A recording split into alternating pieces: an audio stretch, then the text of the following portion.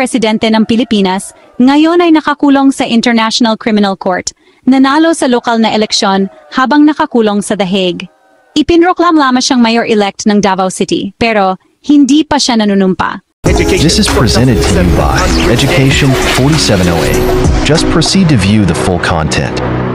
At ayon sa batas, hindi pa siya nakaupo sa pwesto. Kaya ang tanong ay, pwede pa ba siyang umupo sa pwesto? At kung hindi, sino ang magiging mayor? Sa video na ito, susuriin natin ang kasalukuyang legal na kalagayan ng pagbabalik ni Duterte sa politika ng Davao, ang mga patakaran ng Commission on Elections at ang konstitusyon ng 1987. Halina't alamin natin ang political at legal na palaisipang ito. Noong Mayo 13, 2025, opisyal na ipinoklama ng Commission on Elections si Rodrigo Duterte bilang halal na alkalde ng lungsod ng Davao. Sa kabila ng pagkakakulong niya sa ICC prison sa The Hague, nanalo siya ng landslide na may higit 662,000 boto, tinalo ang lahat ng lokal na kalaban. Bakit ito posible? Sa ilalim ng batas ng Pilipinas, ang isang taong inakusahan o nakakulong ay maari pa ring tumakbo at mahalal hanggat walang pinal na hatol.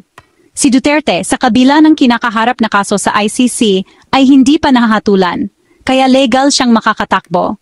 At oo, maari siyang iproklama bilang nanalo. Pero dito nagsisimula ang tunay na problema, hindi pa siya nanunumpa sa katungkulan. Ngayon, alamin natin ang legal na balangkas ng Pilipinas para maintindihan kung ano ang kailangan para makaupo sa pampublikong opisina. Ayon sa konstitusyon ng 1987 at sinasalamin din sa Local Government Code ng 1991 o Republic Act 7162, kailangan ng isang inihalal na opisyal na matugunan ang tatlong kinakailangan: una, mahalal ng nararapat; pangalawa, iproklama ng tamang autoridad na siyang COMELEC; at pangatlo, manumpa sa katungkulan. Pagkatapos lamang ng tatlong hakbang na ito, maituturing na legal na nakaupo ang isang opisyal sa kanyang posisyon. Ngayon, pag-usapan naman natin ang karagdagang probisyon mula sa mga panuntunan ng COMELEC. Kailangan ding piskal o formal na manumpa ang opisyal at simula ng mga tungkulin ng opisina sa simula ng termino sa Hunyo 30, 2025. Kung hindi, ang posisyon ay ituturing na bakante at ang mga panuntunan sa paghalili ang susundin. Ngayong Hunyo 19, 2025, hindi pa nanunumpa si Rodrigo Duterte bilang alkalde ng Davao. Bakit? Kasi nakakulong pa rin siya sa ICC sa The Hague, naghihintay ng paglilitis para sa diumano'y mga krimen laban sa sangkatauhan. Ngayon, ang panunumpa ay nangangailangan ng pisikal na presensya sa harap ng isang autorisadong opisyal, tulad ng isang hukom o opisyal ng lungsod, o isang balidong remote na panunumpa na pinangangasiwaan sa ilalim ng legal na pamamahala ng Pilipinas. Ayon sa Department of the Interior and Local Government, o DLG, may mga ginagawang pag-ugnay sa ICC Detention Center para pahintulutan ng isang konsul ng Pilipinas sa The Hague na mga siwa ng panunumpa ng malayuan. Ngunit sa ngayon, wala pang kumpirmasyon na papayagan ito ng ICC. Kaya, ano ang mangyayari kung hindi makapanumpa o makaupo sa puwesto si Duterte? Tingnan natin ang batas. Ayon sa COMELEC, ang isang kandidato na ipinroklama ngunit hindi nakaupo sa puwesto ay itinuturing na bakante ang posisyon.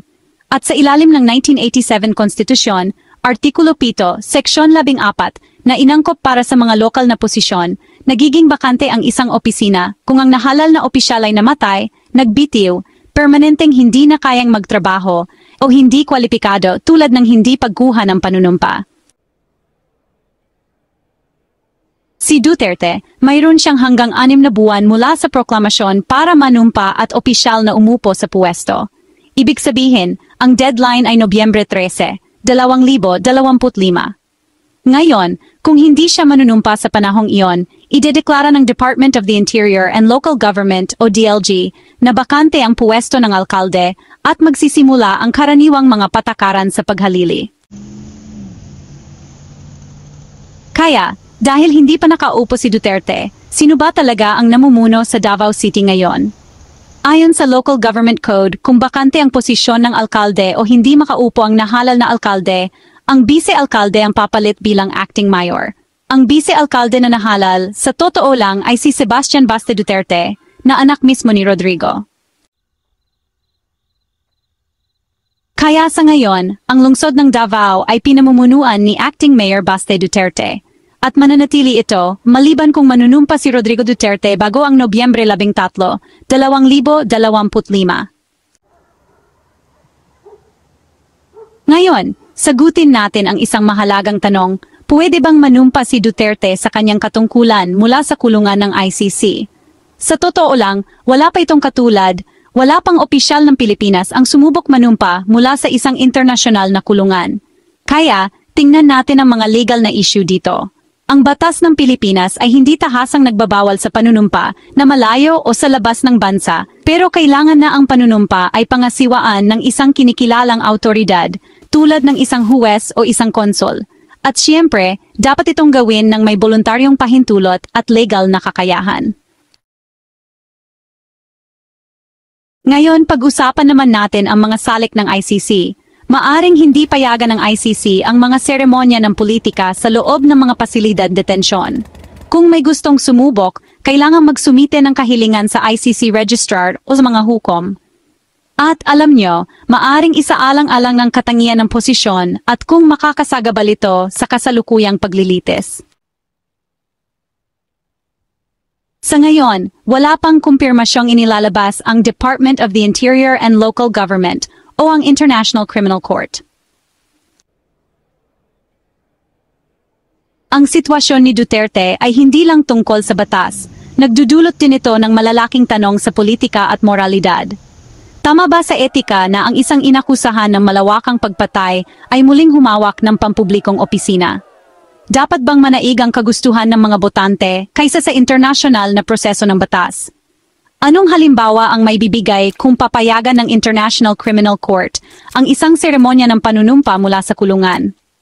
At higit sa lahat, kung hindi magagampanan ni Duterte ang kanyang mga tungkulin, napagkakaitan ba ang publiko ng tunay na pamumuno? Ito ay mahihirap na tanong at ang mga korte, hindi lang ang mga botante, ang maaring magdesisyon. Sa madaling salita, nanalo si Rodrigo Duterte sa pagka-alkalde sa Davao City, pero hindi pa siya nanunumpa sa katungkulan. Mayroon siyang hanggang Nobyembre 13, 2025 o ang posisyon ay idedeklarang bakante. Samantala, nagsisilbing acting mayor si Vice-Alkalde Baste Duterte. May mga legal na hakbang na isinasagawa upang ayusin ang isang remote na panunumpa sa pamamagitan ng Konsul ng Pilipinas sa The Hague, ngunit wala pa ring pag-apruba ang ICC. Kung matagumpay bang mababawi ni Duterte ang kanyang dating puwesto, o kung madi-disqualify siya dahil sa oras at legal na limitasyon, ay malalaman pa. Kaya, manatiling updated sa pamamagitan ng pag-subscribe sa aming channel para sa mas marami pang paliwanag tungkol sa batas, politika, at karapatang pantao. Salamat sa panood. Ito ang opisina ni Duterte bilang alkalde, nakalutang pa rin. Disclaimer, ang bidyong ito ay ginawa para sa layuning pang-edukasyon at impormasyon lamang. Lahat ng impormasyong ibinahagi ay nakabatay sa mga opisyal na ulat, pampublikong dokumento, legal na proseso, at mga balita ukol sa kaso ni dating Pangulong Rodrigo Duterte sa International Criminal Court (ICC) at ang kanyang pagkapanalo bilang alkalde ng Davao City. Ang video na ito ay hindi layunin na siraan, akusahan, o husgahan ng sinumang tao. Alinsunod sa batas, ang lahat ay tinuturing na inosente hanggat hindi napatutunayang nagkasala sa korte. Ang mga pananaw at impormasyon sa video ay hindi nagsasalamin ng opisyal na paninindigan ng ICC, ng pamahalaan ng Pilipinas, o ng alinmang institusyon o partidong pampulitika.